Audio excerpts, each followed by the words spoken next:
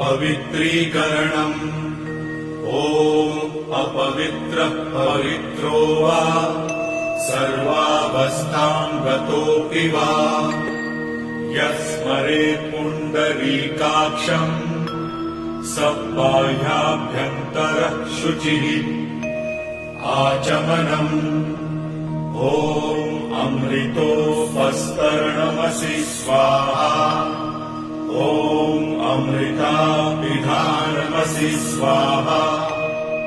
ॐ सत्यं यशः श्रीर्मयि श्रीः श्रयतां स्वाहा शिखाबन्धनम् ॐ चिद्रूपिणी महामायै दिव्यतेजः समन्विते इष्टदेवी शिखा मध्ये